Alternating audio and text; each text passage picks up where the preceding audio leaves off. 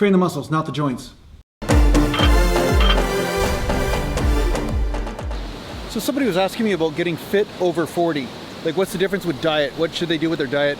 Well, the same rules really apply, honestly. It's just that your metabolism might be a little bit slower, and you might have other burdens in the body that have gone on for a long time, because hey, that's what aging's all about, is mileage, right? Sometimes you've got different things to consider. But one thing I found was that don't be afraid to do something different than what maybe worked for you when you're 20 or 25 or 30, just because there are all sorts of systems in the body that change. Sometimes age is a factor, but really the way I look at it is that every moment is different. And it's not about aging or not, it's more about what is applicable to you now. I mean, you live in a different place, maybe your habits and lifestyle is different, so you have to take all these factors into account when you assess whether a diet is working or not. There's so many times that people change from a construction job to sitting down in an office doing paperwork all day, and then they say, oh geez, that diet that I did before doesn't work anymore. Well, it's not the age that's the problem, it's your activity level. So yeah, it's true with aging that sometimes there's different factors involved, such as the metabolic rate might shut down a little bit. Maybe you don't have as much muscle as you did when you're younger. Maybe that's a factor, I don't know. Maybe you have more muscle, I don't know. But one thing you want to do is always address each moment in the now. What's happening now? Start off with some principles that you know, whether it's a low-fat diet or a lower carb diet, and then from there assess whether you're getting results or not. And I found that low-fat diets worked unbelievable for me. That's all I had to do when I was 20 years old to lose body fat. But then later on, I found that lowering the carbs down was also necessary. I couldn't just get away with just lowering the fat. Well, speaking of low fat, I'm gonna do a carb meal with some protein right now. I'm gonna go get some spicy chicken at Barcello's there. Although I find that I have a little bit too much carbs there because they taste pretty good. Sometimes I've been known to overindulge in the carb department, but I'm not really on a cut right now, so who cares, right? Who cares? It's summertime. Why not have some fun? Why wouldn't you? Why wouldn't you? Sometimes things can change in your life too. Like sometimes when you move, your water supply might change. And that's something that we're investigating right now because we moved to Harrison a little while ago, and Harrison's got great water. Like the water's great and everything.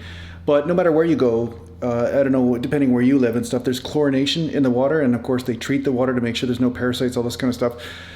So my wife and I are experimenting with different water and seeing how that affects our health and how we feel. And it's pretty much an important factor in your health. I mean, it's probably the one factor that a lot of people underestimate, how much toxicity that we actually get in our water.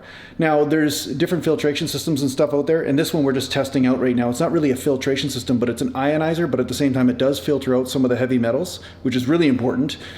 Because if you have too much heavy metals or toxins in your body, what happens is your body won't absorb the normal minerals properly.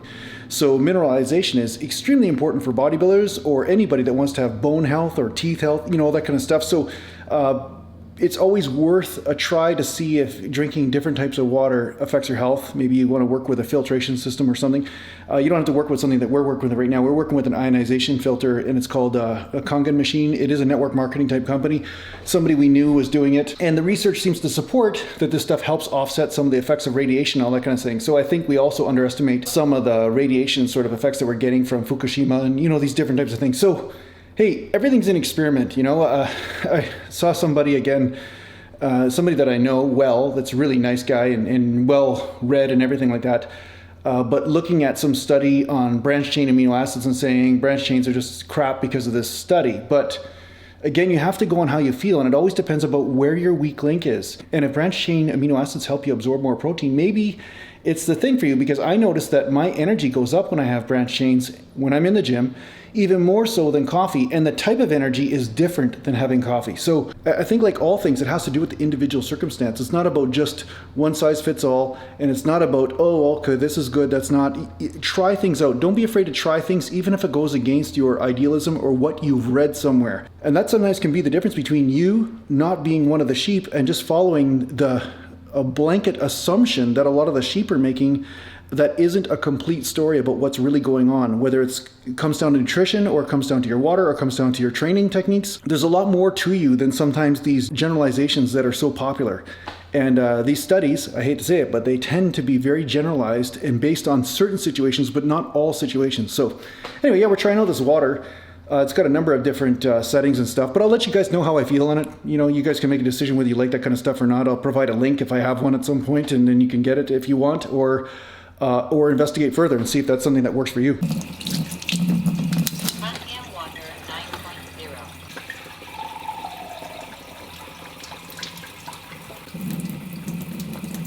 Water's good. Water's good. Water.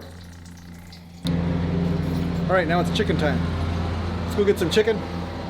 We'll go do the chicken. Chicken. Yeah, let's get some chicken. Chicken.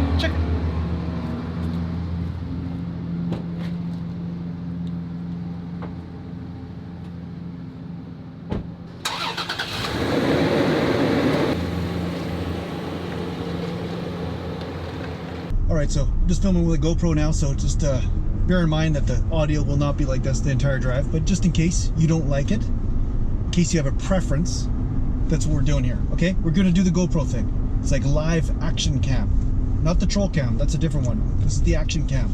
So right now I'm gonna be going to get some chicken, like I said. You know, I've repeated that a few times because I have a tendency to repeat things. I've been told that. Mountain. I'm waiting for some eagles to perch on top of their, just waiting for an eagle or two. Oh, none yet. They're coming though, they're coming. I've been doing more of a lower fat diet lately, although the last couple days I have indulged. I didn't train for 2 days in a row. I've been taking a bit of a break and, you know, lessening the intensity these days just for the last few weeks. The reason why is that I've noticed the astrology right now is not really supporting really intense training for me. I noticed that I'm a little bit tight in different areas, and it seems like if I do lighter weights and more pumper workouts, I seem to feel a lot better.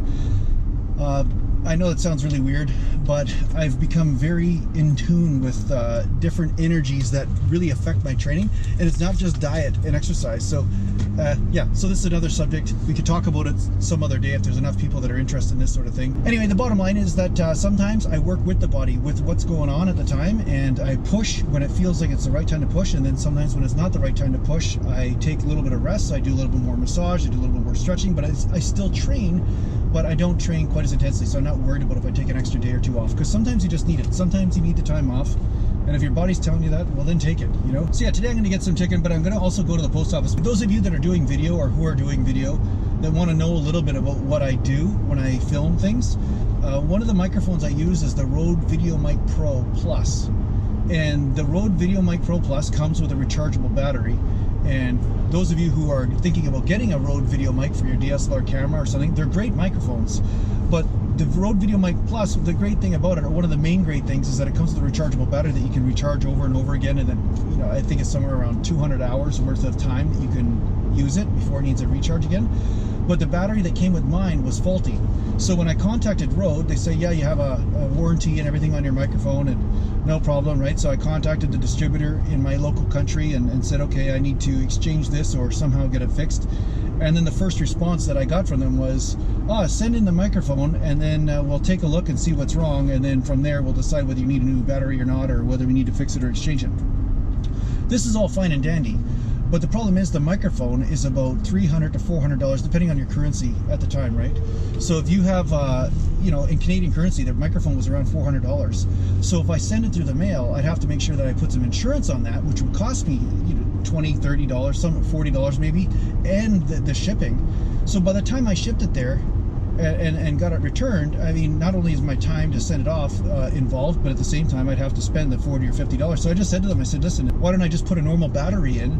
And if the normal battery works fine, then we know it's the battery that's faulty, right? So they're like, yeah, no problem, okay, do that.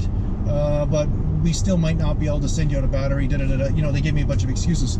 So after 6 months of having a faulty battery, finally I contacted them again, and they said, okay, we'll send one out to you. So apparently this is what's waiting for me, is the battery for the Rode VideoMic Pro Plus, which is a big relief for me, because it's nice to be able to plug in your microphone and have it charged up and not have to put another thing in a landfill. You know, I kind of don't like using batteries because you're always like making garbage. That's why I always buy the lithium batteries too, because they last longer, so you're not, you know, putting stuff in the garbage quite so fast. But yeah, so that's a technical thing, the technical cameraman side of this YouTube channel. Hopefully you learned a little bit from that, because I know a couple of you guys have purchased microphones, or you're planning on doing your own video type stuff, whatever it is, whether it's YouTube or something else. The Rode VideoMic Pro is a great microphone, and it does really help you get good audio, especially if you're pretty close up to it, or, you know, within a few meters anyway. If you guys want me to do more technical reviews, I can do more technical stuff in the future about what I do and how I do it. All right? So yeah, let's go do this, man. This is a really old place to pick up stuff, but kind of like a vintage sort of store. It's kind of a neat sort of place. If you're ever in Agassiz, it's actually a good place to go to, so check it out. They got lots of different things. It's all used, exchange stuff. It's like a swaps type store, right? So, but it doubles as a purelator, so it's kind of funny. These guys that wear multiple hats, you know, they're a store, but at the same time they're yeah, just junk store too, or collectibles. I guess that's a better thing. Collectibles, that's what it is.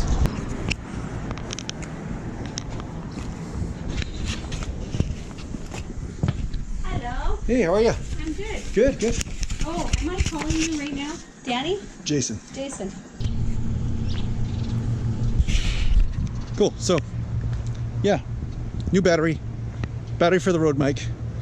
So now we're set. The battery goes right in there. See, in the front, this compartment comes out, and then you put the battery in. But then you can charge it up by plugging in right here as a plug. So, yeah, it works pretty good anyway. So, if the battery works, but the battery wasn't working, so there you go. Now you know behind the scenes stuff that's going on. It's pretty exciting, huh?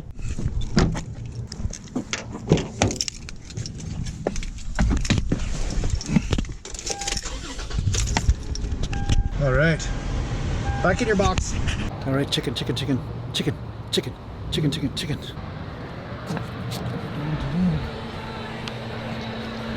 Oh, there he is.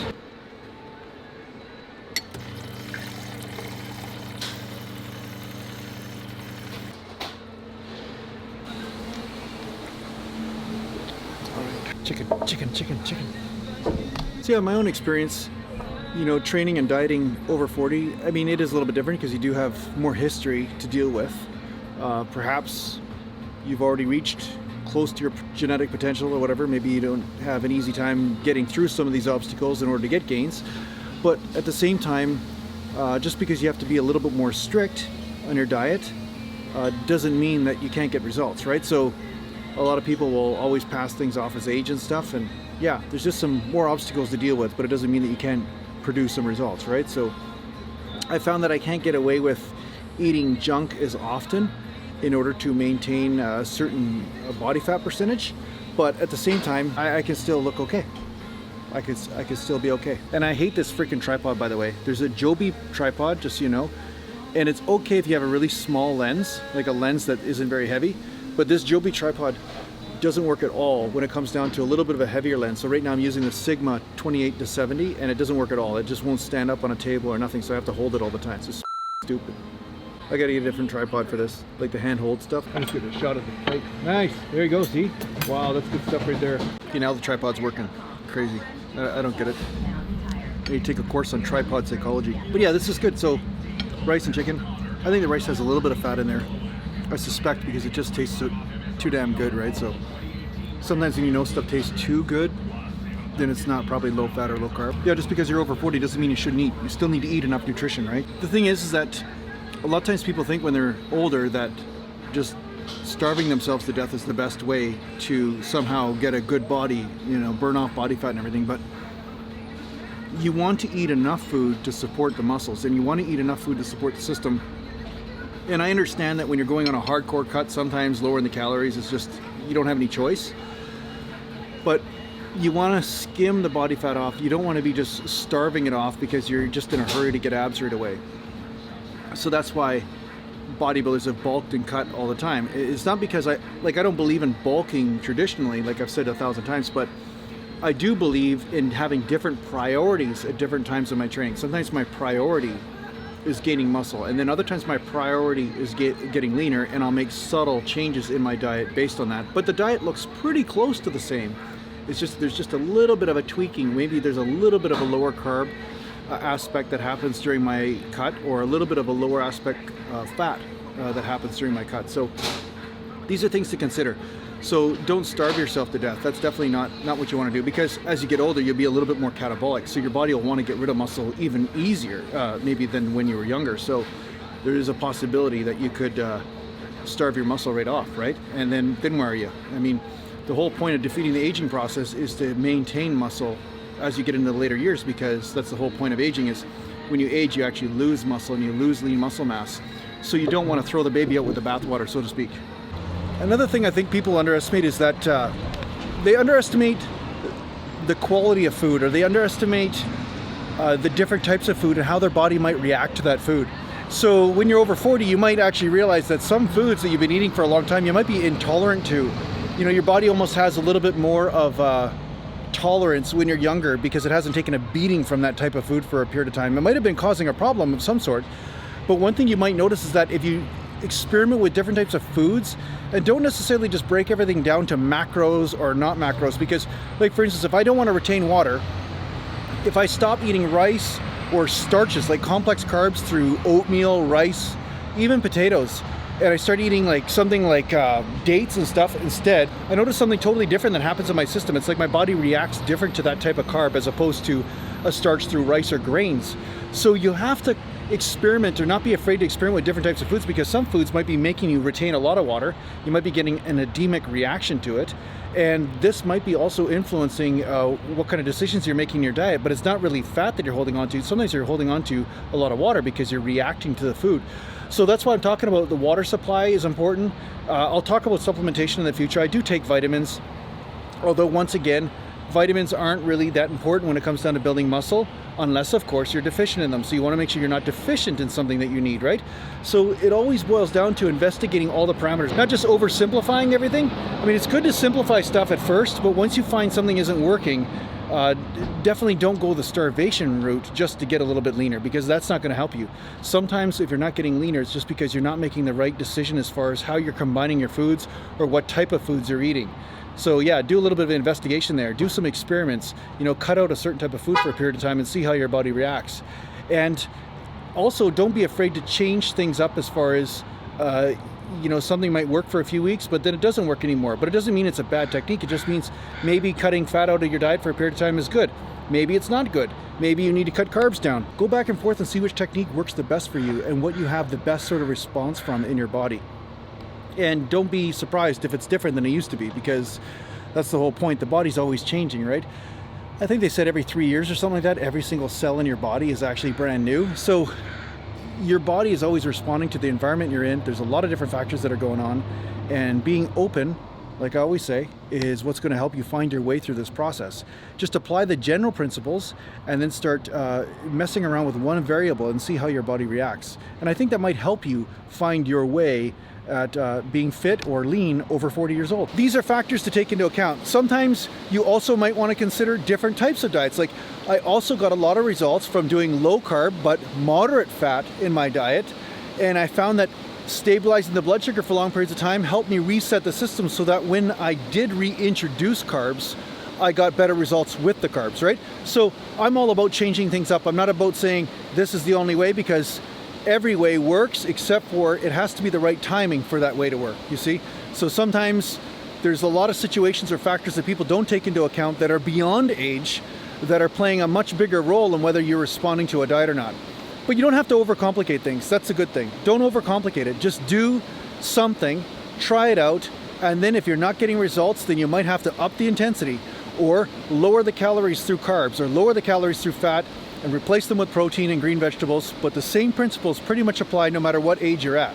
So I hope this helps you out with your training program. I hope this helps you out with your training and finding your way, no matter what age you're at, really, because all these things I'm talking about really apply to any age. And thanks a lot for watching. And if you need to hold me, just go to naturalbodybuilding.com. And thanks a lot to the Patreon supporters, and take care for now.